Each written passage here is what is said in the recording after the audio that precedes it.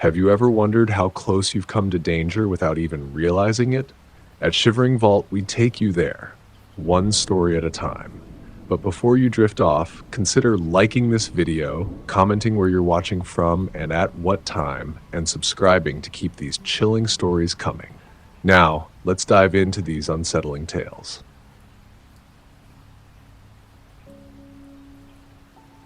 I'd never been too fond of anyone at my local school. They were all a little rude and boring for me.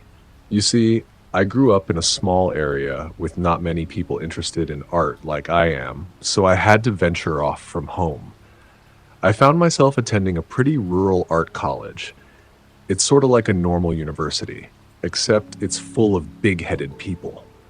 The only reason I'm here is because I've always wanted to be an illustrator, a kid's book designer of sorts.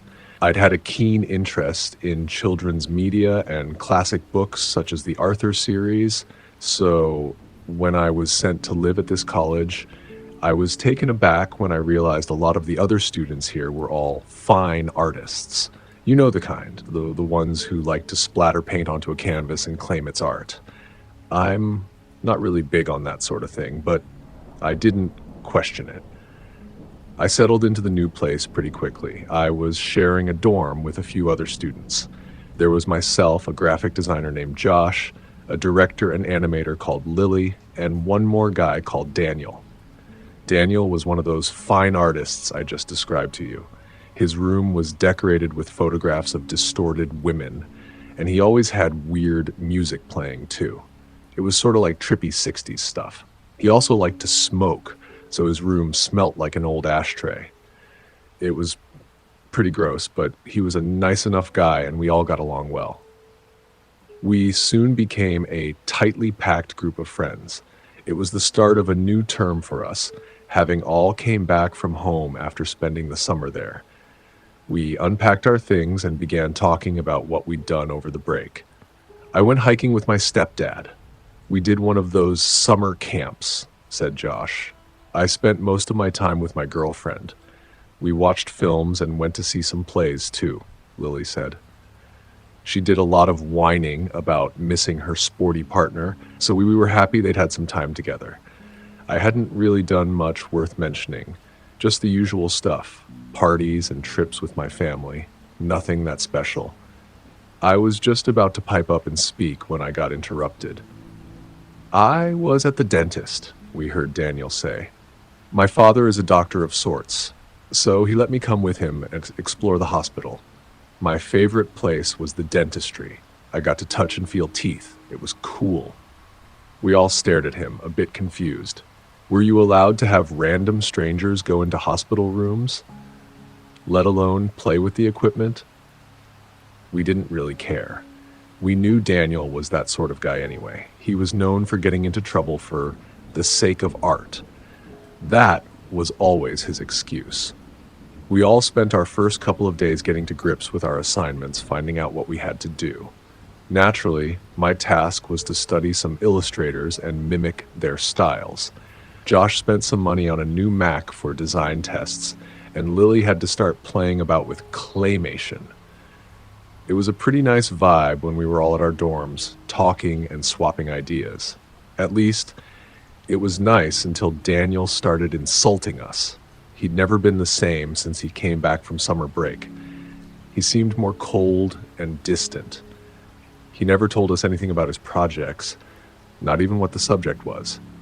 It was pretty normal for him to be reserved, but never this much.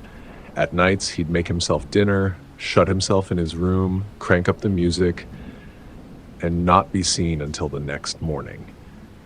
The rest of us would go out places like bowling or down to a local gig. Daniel used to happily tag along, but not anymore. We assumed that something must have happened to him, so we decided not to press him on it. One night, myself and Josh had gone out. Lily didn't come with us. She said she wanted to see if Daniel was okay, since he hadn't been talking to us for a few days now. We could see her point and complied. She spent the evening knocking on his door, trying to get him to speak with her. Just before we left, we saw it open and Lily step inside before it was locked again. Brushing it off, we headed out. We'd gone to see a movie and then for a few innocent drinks. It was fun, but we didn't get home till around 2 a.m. When we arrived back, Josh said goodnight and went straight to sleep. I didn't go to bed yet. I was pretty damn hungry. Drinking always made me hungry, so I raided our fridge and found some cold pizza from the night before. I was going to go back to my room when I realized something I didn't notice before. Daniel wasn't in his room, and Lily wasn't in hers. Due to Daniel's strange new behavior of locking himself in his room until early hours, and the fact that Lily never went anywhere without texting us, this was pretty weird. I went over to his door and gave it a knock, and it opened right up. It wasn't locked or anything. I assumed he and her had gone out with some of his Ponzi art friends, but it wasn't like Daniel to leave his door open. I've always been a nosy son of a bitch, so I stepped inside to see if there were any signs that he had gone somewhere. His keys and jacket were missing, but he'd left his wallet on his desk. The other thing that was odd was that his laptop was on his bed, and still on.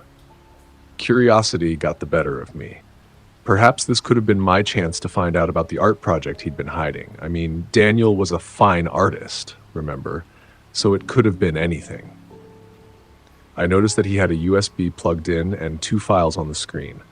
One was called Dentist Photos, and the other file was a singular image named teeth.jpg. I clicked on the Dentist Photos file. It was just pictures of people's teeth, as well as plastic models of teeth. Nothing interesting. I clicked back off the file and decided to check out teeth.jpg. Teeth. The image would be forever burned into my brain. It startled me so bad that I slammed the laptop shut, shaking as I sat back. I wasn't sure if I wanted to lift the screen again, but I knew I had to, or Daniel would know someone touched his laptop. I raised it, staring at the image for a brief moment before clicking away from it nervously. I then made a decision. I needed to show this to Josh and Lily in the morning. This was seriously messed up. I mean, I knew that Daniel was an artistic kind of guy, but this was insane. I quickly bolted back to my own room and scoured for my USB drive. Eventually, I found it and darted back to Daniel's laptop where I copied the image onto my USB. I stared at it for a little while longer. I was trying to dismiss it as mere photo manipulation, but there was just something so wrong about it. Perhaps it was the black, soulless eyes, or the fact that whoever or whatever this creature was, it was pulling up its mouth in such a weird and disturbing way. It almost looked forced, like this thing had been made to pose in this way. I shook it off as mere paranoia and fixed up the laptop so that it didn't look tampered with before I went back to my own room. Soon enough, I heard our front door open, then the sound of footsteps, then Daniel's door locking. Daniel was back home, but there were no signs of Lily. The next morning, I waited until Daniel had gone out for one of his lectures. Since it was a Friday, Josh and I had the morning off. I decided now would be a good time to show him the image. I asked him if he wanted to see what Daniel had been hiding from us. He was confused, but also eagerly said yes. I brought my laptop into the living room, loaded up my USB, and opened the image for us both to see. Josh's expression fell into shock before he started spluttering. What the fuck is that thing? I could tell by his reaction that both of us were on the same page. This couldn't have been an art project image. There was no way that this would pass as fine art, would it? I mean, sure, art can be creepy at times, but I couldn't imagine Daniel's teachers appreciating such a disgusting picture. I know that Daniel can be a creepy son of a bitch, but that isn't right. We've got to show Lily this. We both cut off one another, then paused briefly before looking at each other in confusion. Where was Lily? I realized that she hadn't come back with Daniel last night, and that neither of us had seen her that morning. When I explained to Josh, he began to worry. Lily was never the kind to just sneak off and not tell anyone. I picked up my phone and began to ring her mobile. For a while, there was silence. Then from Lily's room, we heard a faint buzzing sound. Josh got up and walked inside rather quickly. He'd never been one to go into girls' rooms. He came back out holding Lily's phone in his hand with a worried look on his face. She was gone, and we had no way to get a hold of her. Maybe she's just gone to a lecture and forgot her phone, I stuttered. Josh shook his head, chewing on his lip from nerves. No, Lily doesn't have lectures on a Friday, remember? She'd at least say hello to us and take her phone. She lives on that thing. She never stops texting her girlfriend. He was right. Lily's life revolved around her phone. We knew there was no way she'd leave it. Suddenly, it lit up. Someone was calling her. We both looked at it, then back at one another before Josh passed it to me. I brought it up to my ear before speaking. Hello? On the other end of the line was her girlfriend. I recognized her husky voice. Ah, Lily. There you are. Thank God you're okay. You didn't text me at all last night or this morning. I thought something was wrong. I cringed a little bit, realizing I had to break it to her that I wasn't Lily. As I spoke, I heard the girl begin to get upset. She was breathing quite heavily, and I could hear that sniffling sound someone makes when they cry. I felt so bad for her, but perhaps she was a chance to find out anything I could about Lily. Oh, where is Lily? She hasn't spoken to me since last night. I thought she was just playing a joke on me, but now I don't know. I looked at Josh with a confused stare as he began to pace around a little bit. I put the phone on loudspeaker and asked her, "Why do you think Lily was playing a joke on you? Did she say anything odd?" "Yes," her girlfriend replied. "She sent me one message at around 1:30 a.m. I glanced at Josh, baffled, before I asked again, "What did the message say?" "Help me." Me and Josh had wide and worried eyes. Lily would never pull this kind of prank on anyone, let alone her own girlfriend. She always told us how worried she was about her getting paranoid, so we knew she wouldn't send a message like that unless she had a good reason. I continued to speak to the girl, but I was getting nowhere. I reassured her that we knew where Lily was and that she'd be calling her back tonight. Her girlfriend seemed suspicious, but agreed and put the phone down. Myself and Josh paced back and forth. We had no idea what this could mean. Why would Lily send a message like that? We continued to think for a while, deciding that until we knew where she was, we were going to skip our lectures. We spent a long time thinking over things and began to write down the connections we could make. Afterwards, Josh read out the list to me so I could think it over. First, Lily goes into Daniel's room at around 10 p.m. She's locked in. Then we return home at 2 a.m. During that time, at around 1:30 a.m., we know that Lily asked her girlfriend for help. You discover that neither Lily or Daniel are home yet. Daniel's door is unlocked and his laptop has been left on. You find the image and then leave. You then return to your room and heard Daniel come home, but not Lily. Lily is still not back home yet, but Daniel is. What the hell could this all mean? I thought over it for a while, then came to a conclusion. I didn't want to make this connection, but it was the only one I could think of. Daniel did something to Lily. We have to confront him tonight if Lily doesn't come home between now and then. Okay? Josh looked shocked, but he agreed. Daniel would be our only chance of finding out what happened to Lily. Later that night, there were still no signs of her. We knew that her girlfriend would be calling soon, so we decided to turn the phone off. We didn't want to reassure her with false information. It was 6 p.m. before Daniel finally came home. He looked rather startled to see us both standing there in the living room. He lightly placed his art folder and satchel down against the sofa as we both stood up. Josh spoke first, and I could tell he was trying to keep his composure. "Daniel, we'd like to have a talk. It's about Lily." Daniel's eyes seemed to widen ever so slightly, but it was nothing I considered worth thinking over. He tilted his head at us, looking confused as he asked, "Why? Is something wrong?" I shook my head. I didn't want him to think we were accusing him of anything. We would never get any answers out of him that way. He did look a little on edge, though, glancing away from us as he itched his wrist under his baggy gray jumper. He pushed his rather dark black bangs out of his face as he spoke. Then what is it? Is she okay? I mean, I know she left her phone here last night, so I suppose there wouldn't be any way to get a hold of her.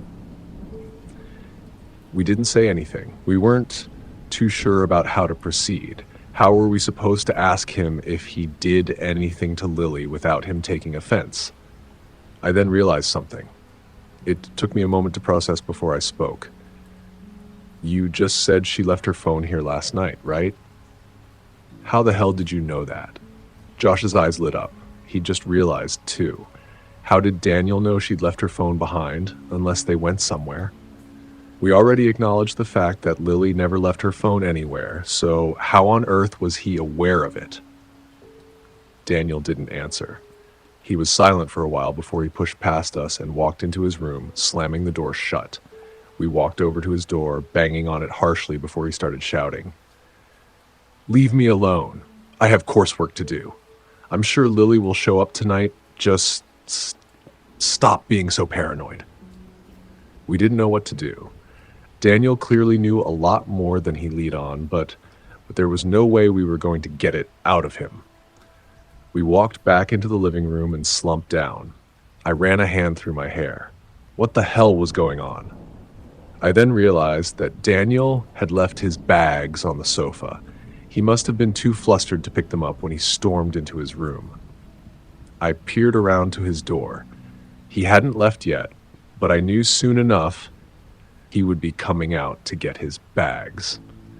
In a moment of madness, I picked up the satchel and emptied its contents onto the coffee table. I could see Josh's eyes widen before he whispered to me frantically, "What the hell are you doing? What if he sees you?" I didn't care. I needed to know anything I could about Lily. She was a roommate, but also a best friend. I couldn't just leave this to solve itself. I pushed through documents and came across what looked like a ticket. I crumpled it up and pushed it into my pocket, then found a zipped-up document bag. I pushed it into Josh's hands and told him to go hide it. He complied and put it in his room. I then quickly placed all the other stuff back into Daniel's bag and rested it up just how it looked before walking into Josh's room. I watched Daniel go back to the living room and pick up his bags before entering his room again. Josh grabbed the zip-up file from under his pillow as we both sat down on his bed. We didn't say anything. We just read the front cover of it. Teeth. It sent chills up my spine. I knew that whatever was inside would have a connection to the image I found on the computer, but otherwise what we saw was nothing like we expected. Floor. It was a series of photographs. The first was of what looked like an abandoned room of sorts. The walls were covered in old floral wallpaper, and the floor was just damp wood. It looked like it hadn't been used in years. The next pictures were of plastic tools. We noticed that they were linked to dentistry, like needles and drills. It was pretty creepy, but what came after made us both drain of color. There were photos of Lily smiling. We flipped through every single one of her.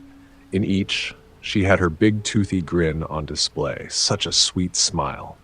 One of its most distinct features was a large front tooth, the left one.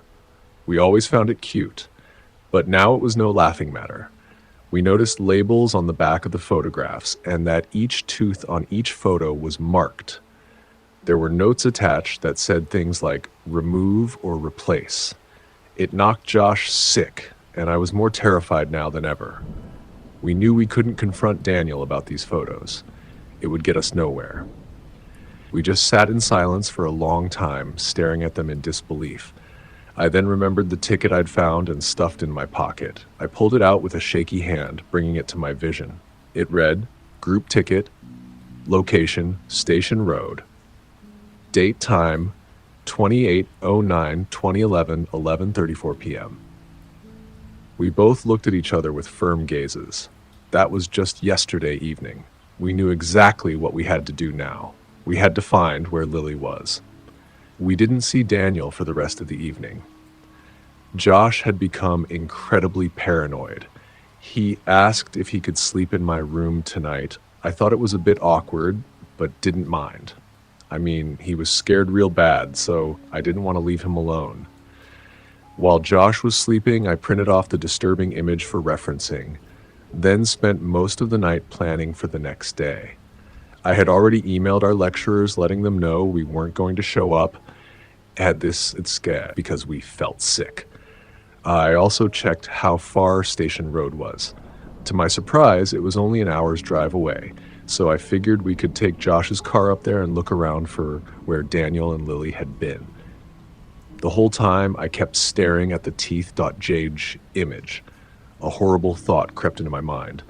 I didn't want to think about it, but it could have been a possibility. Was the person in the picture Lily? Every time I thought about it, I'd shake it off, telling myself I was just being paranoid, but it all added up. The timing, the photographs, it would make sense. I didn't want to believe it, and I certainly wasn't going to until we found Lily. The next morning, myself and Josh got ready at around 6 a.m. We wanted to be out of the dorm before Daniel woke up, and we made sure to lock our own doors. We also decided to take Lily's phone with us. We didn't want to leave anything behind that would indicate we were being suspicious. Eventually, we left the dorm and got into Josh's car. I had brought along a small bag full of different things, such as the photographs, a flashlight, a camera, and a notepad with a pen. We loaded ourselves into the car and made our way towards Station Road, able to pinpoint it with my mobile GPS. When we got there, we found that it was in a rather abandoned-looking area of town. The place was practically deserted.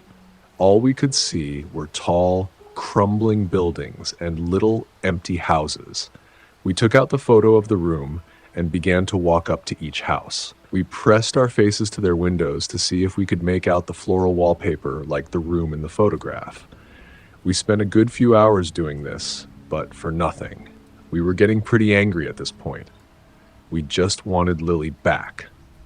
Josh got so mad that he walked up to one of the house walls and started kicking it harshly, shouting from the top of his lungs, "Daniel, you sick bastard!"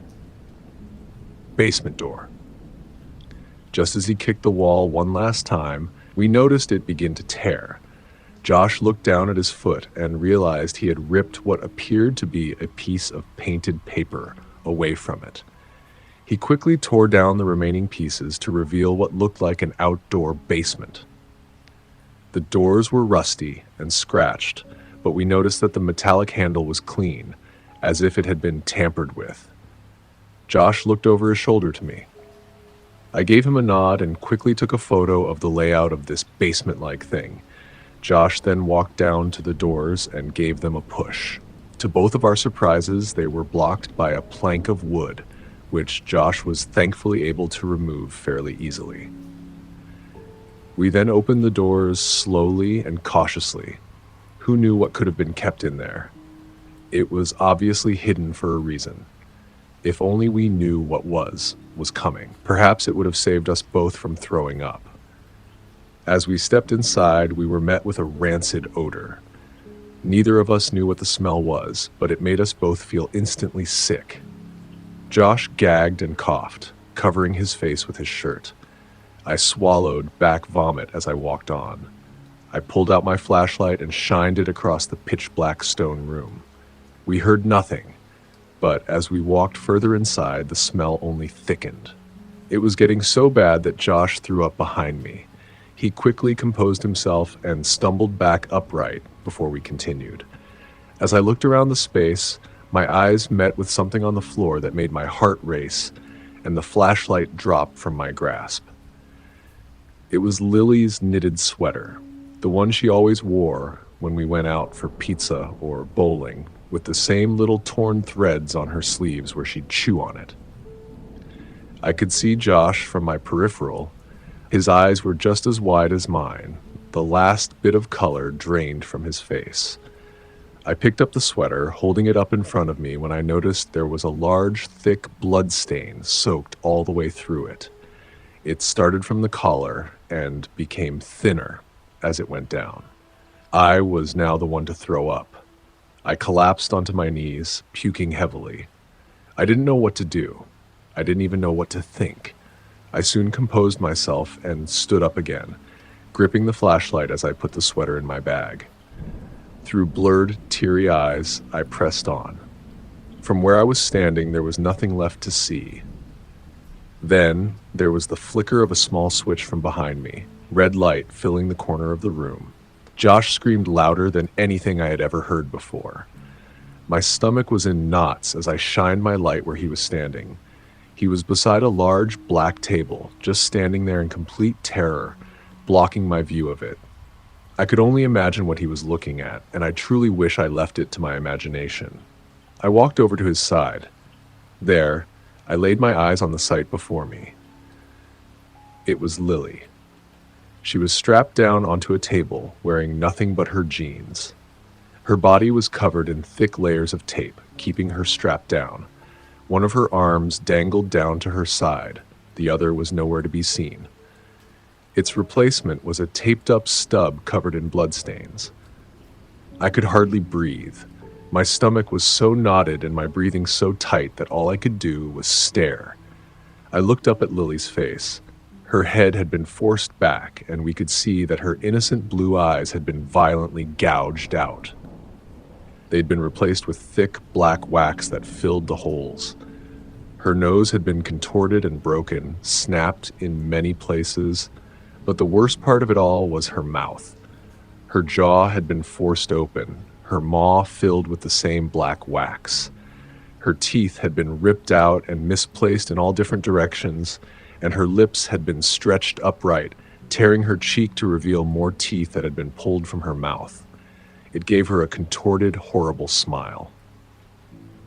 Her face was covered in streams of her own dried-up blood. I stared at the hand that was holding the mouth open. It was her own. Her hand had been stitched to the ripped cheek. The flesh was torn and falling apart under her nails, which were cracked and chipped staples and little threads holding them in place. The red fluorescent light created horrific shadows and highlighted every grotesque feature now visible on Lily's face. I silently and numbly pulled out the picture of Teeth JPEG, stared at it, then looked back at the real thing. They were identical. Josh brought a shaky hand over Lily's cheek before he collapsed by the side of the table. I could hear him sobbing horrendously by her side before he passed out next to me. I too felt like I was on the brink of collapsing, but something caught my attention. I could feel the presence of someone else entering the room. But I already knew who it was. I knew now there was nothing we could do. I heard the doors slam shut, the plank of wood being placed over them. I heard the sound of footsteps inching closer and closer until I could feel their presence behind me. I knew he was there, and I knew there was no way out. I heard his voice speak very faintly behind me. "I'm sorry you had to find out this way, but it's okay. It's all for the sake of art."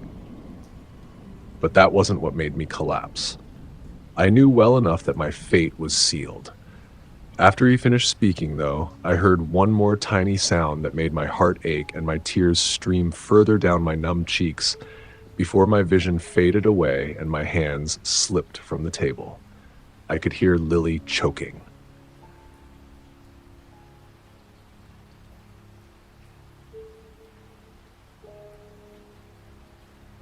Lucy's decision to become a funeral director was born from two things.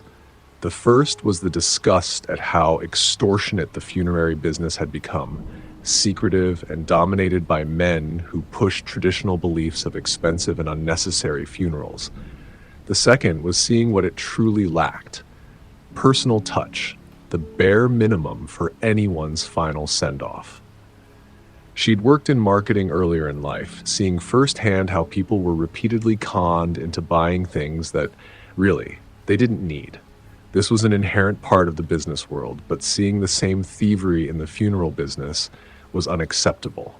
to profit so overtly in someone's death. She put her heart and soul into every single family bereavement who came to her.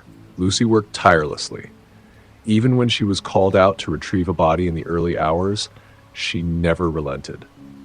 And so, on the day she was roused from sleep at 4:10 a.m. by the insistent humming of her phone on the bedside table, she acquiesced to the calling and picked up. No one spoke from the other end. Lucy yawned, then took it upon herself. "Hi, who is it?" With the speaker pressed to her ear, she could only make out hushed but somewhat frantic breathing before a man's voice sounded. "Yes, hello, this is Velvet Shroud Funerals? Hey, yeah, Lucy speaking. What can I do for you? There's a body here that needs picking up. St. Alfred's Church at Finch's Green. Okay, I'll be there as soon as I can. I should warn you, Lucy, it's a young boy," the man interjected, his voice becoming shaky. Lucy had been on many body retrievals, but the clients in question were usually middle to old-aged. She seldom had to deal with the young and always felt a vague foreboding on these occasions. But no matter the age, all are deserving of the proper treatment. "Ah, thanks for letting me know. I'll drive out to you now." She threw off the bed sheets, letting the wintry air in the room wash over her skin, drawing out goose flesh. After dressing in a white shirt, dark trousers, and her black overcoat, she made her way down the stairs and out to her van. Setting the destination on the sat-nav, she started the ignition and pulled out onto the road, driving down the country roads that seemed frozen in time by the cold night. While many things fall from familiarity in the darkness, Lucy could swear she'd never before seen the roads she found herself on. Even after living in the area for years, to her, these coiling lanes hadn't existed until this very moment. The old metal sign for the small village sped out from the darkness like a fish from the depths, passed by, and was swallowed up just as quickly as it had emerged. The paint was peeling and faded, but the few letters read Finch's Green. The air held a silent apprehension as she stepped out of the van, beholding the moonlit silhouette of an archaic Norman church. Its shadowed steeple rose into the air, pointing in accusation of the heavens above. Lucy winced as the quiet was broken by the snapping of the gurney clips, freeing it from the van's interior and allowing it to trundle out, a single wheel squeaking with each revolution. With the trolley raised to waist height, she shut her van, locked it, and began up the old cobbled path. It was an uncanny night. Besides the razor-edged crescent moon, the sky was empty. Not a pinprick of light to indicate a star unveiled itself from above. A light mist held close to the ground, making decrepit boats of gravestones, chipped bows, and ruined sterns jutting out from a spectral sea. Lucy couldn't muster the will to resist the unease that swept across this holy ground, as if its presence was an inherent, undeniable truth. So self-absorbed was she in this feeling that she hadn't yet noticed the huddled figures, just barely outlined by the pale moonlight affront the vestibule. She needn't search for them, as one of them, a man, made their presence known. "Are you here for our son?" His voice was wrought with subdued agony, like rattling fine china on the verge of cracking. Lucy slowed her pace, making the cobblestone imperfections below manifest themselves through the gurney. "Yes, I'm Lucy from Velvet Shroud Funerals. I was called out here by—" "He's inside. Please hurry."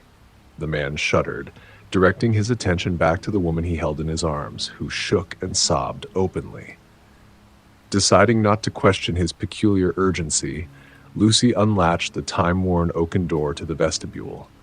Within, another shape took form out of the darkness, darting in her direction. She flinched, then lowered her hand to see the vicar who had been waiting in the porch. "Thank the Lord, you're here. I must be going now. Thank you for your kindness." Before Lucy could get a word in, the vicar slid past her and quickly disappeared into the moonlit, starless night.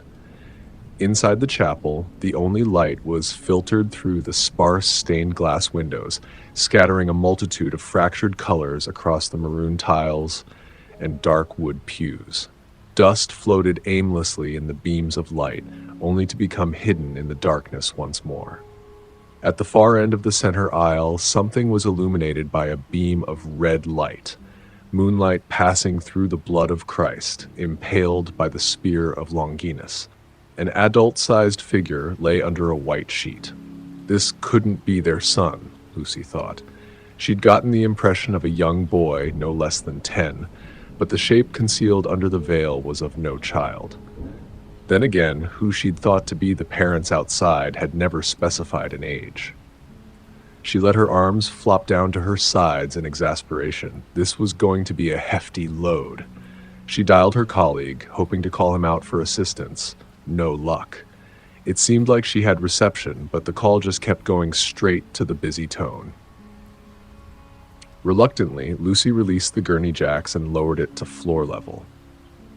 Snapping on tight a pair of latex gloves, she squatted, bracing her back, and pulled at the ankles. She stumbled backward, letting go of the body after finding that, for its size, it was impossibly light. Not like a plastic mannequin, but with the resistance of a child's limp body. The body slid onto the stretcher without any trouble, and Lucy once again pumped up the jacks. She hesitated for a moment. There was a feeling, a magnetic pull toward the body under the blanket. She found her hand drifting toward the head, intent on pulling back the sheet before catching it and pulling away. A heavy foreboding seemed to be contained under that thin layer of fabric, and if she were to shift it away, some untold terror would be unleashed. Relenting, Lucy turned the trolley around in the aisle and made her way back toward the entrance. She still felt the presence of her God, guiding her even on this darkest of nights. But there was something else too, something she didn't stay long enough to discern. A wave of anguished wailing erupted from the woman outside as the gurney wheeled past. The man looked down to the body, then up to Lucy, the sense of loss palpable in his eyes. Even holding his gaze for just a moment caused a chill to race down her spine. She gave them the address of her shop, and they made off without another word, only mumbles of reassurance amongst sorrowful cries. In the void where two people had just been, a thick silence took residence that followed Lucy as she pushed the trolley back down the cobbled path. The stretcher loaded into the van with ease and was secured in moments. Despite the apparent cell reception, the sat-nav presented her route as a lone, ragged blue line that bent and curved the route home. The dark lanes coiling ahead of the van were just as, if not more, unrecognizable than they had been on the initial journey. Perhaps the sat-nav had just chosen another way back. It didn't matter. Something shifted in the back, unknown to Lucy. Was that a stifled cough, maybe a sniffle, that came from somewhere behind her? She wasn't even certain if there had been any sound at all. She kept her eyes locked on the road. Out of sight, out of mind. Lucy didn't know when it happened, but she found herself finally driving down a road she knew.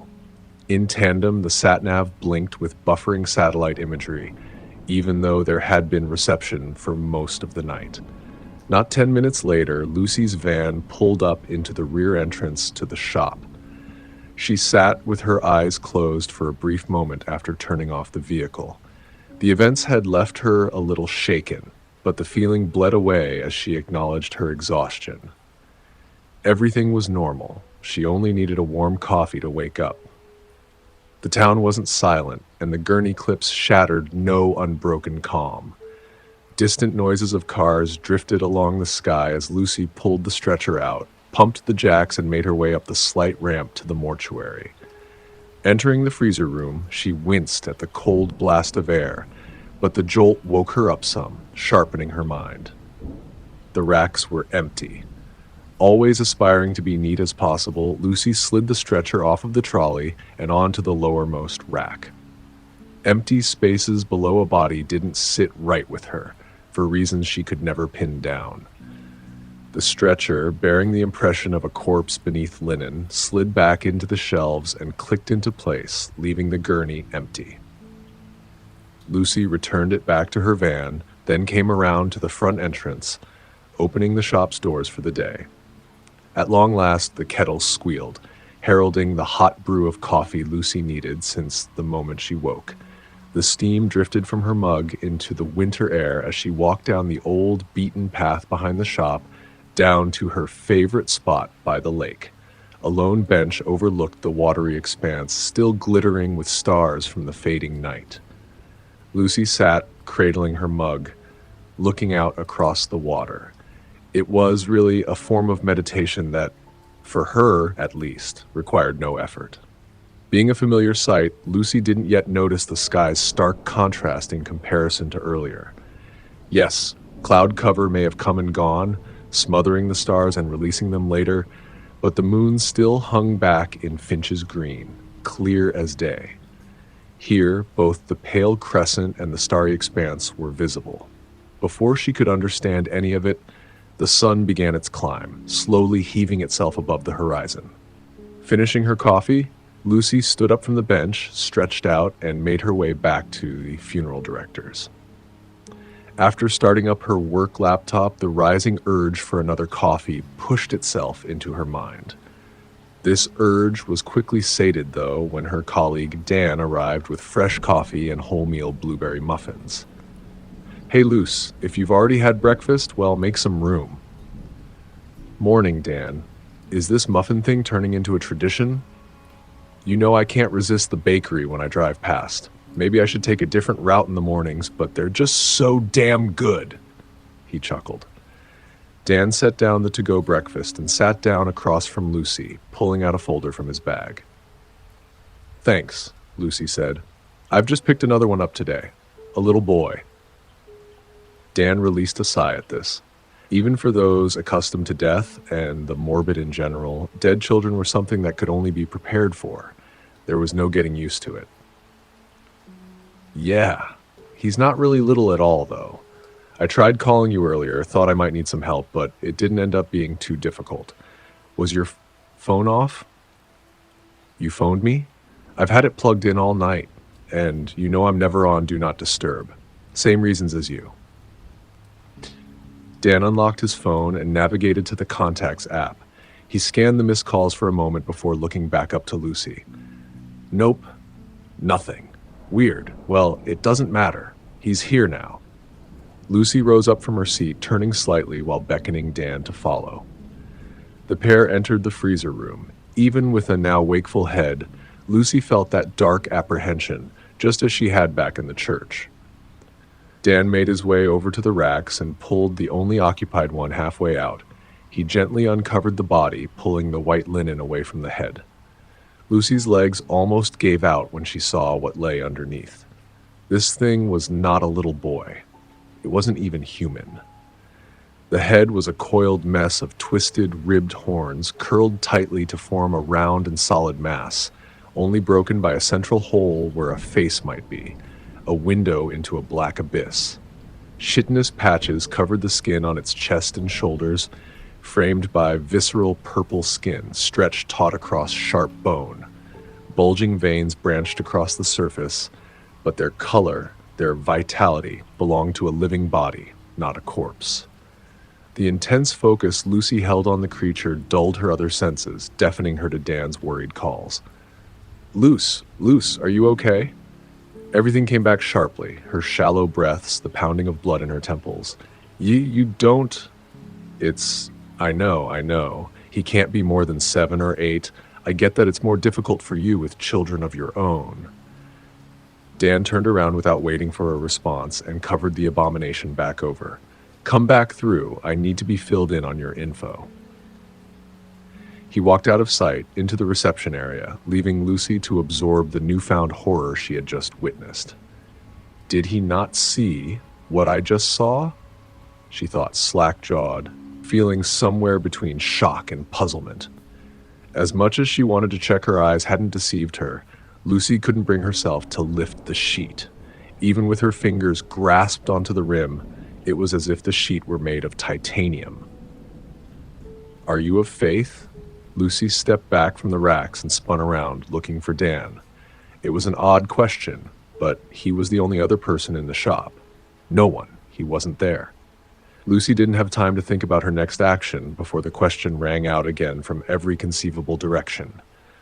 Are you of faith? Trembling, she turned her head ever so slowly, peering out the corner of her eye toward the shelved body before looking at it directly. She didn't know what she was expecting, but the corpse lay still as ever, unmoving, silent. Her unnerving trance relented, and she was quick to pace over to the cold room's door, exiting and closing it. Lucy took a moment to still her racing thoughts. That couldn't have actually happened, right?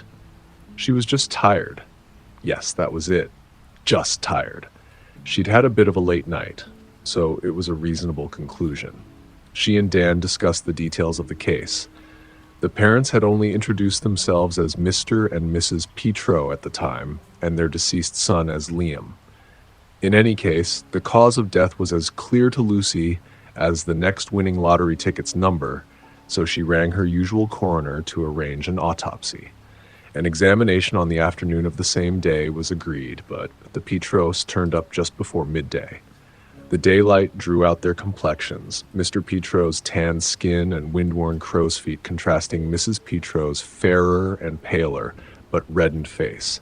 Mr. Petro seemed in a half-daze, but shook himself into order to address Lucy. Hi there. We would have come earlier, but, well, I completely understand. This is a very difficult time for you, Lucy reassured him. Can we see him? His wife looked up from the floor, floodgates already on the verge of bursting open. She looked over to him, then to Lucy. The emotion in her eyes took a second for Lucy to fully comprehend. A despair beyond despair. Too stunned initially to reply, Dan stepped in and gestured to the couple to follow. Not a word spoken. Lucy sat at her desk outside, already planning the basic arrangements for Liam's funeral. Halfway through typing a word, her hand jolted sideways and broke off a keycap in response to the mother's abrupt wail. Mr. Petro emerged from the cold room, barely supporting his own flimsy stoicism, let alone the sobbing and weak-kneed Mrs. Petro who clung to his shoulder. Standing now, Lucy rested a gentle hand on Mrs. Petro's back. It's okay if you want to come back another day to go through our options. Any break you want is time you need. The mother's spasms and sobs calmed just a bit, and she drew in a few deep sniffles to clear her nose. Thanks. I just never imagined our time with him would be so short. Her words were cut off by an involuntary hic, but she caught herself from breaking down again. Mr. Petro spoke up in her place. I think we should talk about plans now, if you're not booked up. His wife nodded in agreement. Lucy reciprocated, opening the meeting room door and leading them inside. Most, if not all of the suggestions came from Lucy, the parents being too distraught to trust themselves to think clearly. Though, in particular, they insisted the funeral be modest and discreet. Lucy understood this. The commonly used proverb of, "We are not here to mourn their passing, but to celebrate their life," did not apply so well when the deceased in question had barely gotten a glimpse of their own. No disagreements were had, but it may have simply been that the parents were already anxious to leave the same building housing their dead child. They had informed Lucy of a medical condition the boy had involving high blood pressure. This was passed on to the coroner when the body was sent off for the post-mortem. It turned out to be of great help, as the coroner was finished by late afternoon on the same day. It was found that the boy suffered from a major aneurysm, which was recorded as the official cause of death. However, Lucy found no closure in knowing this. When she brought the body into the embalming room, a voice once again pierced the veil. It was different this time, not the weak and raspy one that spoke to her before, but youthful and choked up. It's so dark. Where's my mummy and daddy? Please, let me out. Lucy could only listen as her limbs became stiff as the corpse beneath her. The pleading was answered for her. Don't worry, boy. We're in this together, and it won't be long now. Lucy here will see to that. For the first time, her lips parted to inquire on this madness. Who is that?" "We're right in front of you," the raspy voice shot back. Lucy took a step back in impossible realization. "We mean you no harm. He's only a child, after all. If you would just lay us to rest, he can be freed." The utterance was followed by quiet, ethereal sobs. The voices lent Lucy no comfort, for how could this be? She was close to fainting when the familiar voice of her colleague brought her back from her stupor. "You want me to do this, Luce? I'm not going to judge you or anything." Yes, please. That would be for the best, I think." While Dan took care of the embalming, Lucy did the admin, planning costs and services for the funeral. It was to be held at the start of the next week. As planned, the funeral was nothing special, nor was it in celebration or reminiscence. Lucy and the attendees were held under a blanket of silence, except the parents. This time, Mr. Petro joined his wife in her expressions of grief, matching her despair. He'd been bottling up his true feelings until this moment, feeling like he would fail his lost child in doing so before the ceremony. In accordance with their hopelessness, the parents had wished for a closed casket, outdoor funeral. Lucy tried to push the feeling away, but it brought her some relief, knowing she wouldn't have to see that monstrosity invisible to all but her. After the vicar spoke the final vows, the casket was lowered and it was done. Short and anything but sweet. Mr. and Mrs. Petro thanked Lucy for her compassion, then left quietly. Lucy returned to her shop for the day, thankful it was finally over, despite the entire process being relatively short in comparison with previous cases. Still, there was a lingering stress, so she went out the back to do what she always did, when in need of some peace, however brief. The familiar feeling of worries being washed away came over her as she sat looking out across the lake. She'd been stressing before that the boy wasn't commemorated as he deserved, but respected the decision of his parents more than anything. It was during her contemplation when a different feeling came over her, something entirely unfamiliar. She recalled how she'd felt after hearing those disembodied voices. Stiff, unable to move, only now it was all-encompassing. Through some unknown influence, her entire body became rigid, tensed in apprehension of something. That something introduced itself as distant, echoing steps sounding from down the path to her right. They sounded wrong, like they reverberated about a large cathedral instead of the open air. A cold sweat broke out on Lucy's forehead as the footsteps grew closer, agonizingly slow. Though they were already audible, only when they grew closer could the sound of crunching leaves beneath hefty feet be heard. An involuntary whimper grew from Lucy's throat as she felt the wood of the bench creak beside her, as if something large had taken a seat and settled quietly. For a moment, the only sound was her shallow, shaky breaths. "You are of faith, aren't you? Of faith so steadfast that the barriers in your perception have fallen away, unlike most." The same gravelly voice was addressing her now. She only hoped that whatever was holding her in place would not let go, in fear of turning to see the being. "Do not fret. I am here to show my thanks, nothing more. You put the poor boy's soul at peace, and he has left his flesh in search of the beyond. Something else came and forced me out of my prison. Its wistful rambling was too much to withstand in any case. I owe you some form of explanation, I think. His very soul was in the process of being twisted, cultivated by the hands of the legion who had taken residence within him. I salute the priest's efforts, of course, but he could not follow through. His death during exorcism means that I am something halfway." Though its voice sounded torn and shredded, it strangely comforted Lucy's trembling form, even if the blood was drained from her face. "I harbor no ill will, nor do I have visions of benevolence.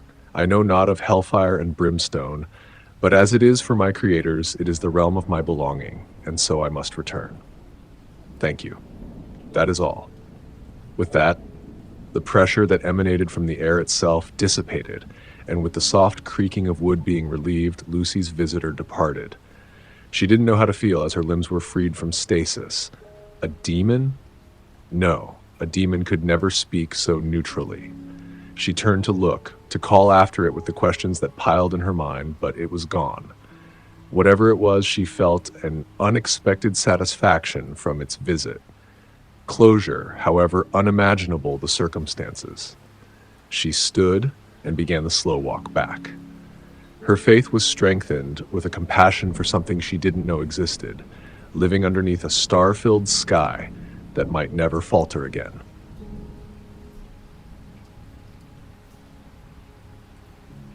That's it for today's tale from Shivering Vault. If you have a story worth sharing, drop it in the comments or send it our way. Don't forget to subscribe and share with your fellow thrill seekers. As always, the Shivering Vault thanks you for unlocking today's tale. Until next time, the Vault awaits your return.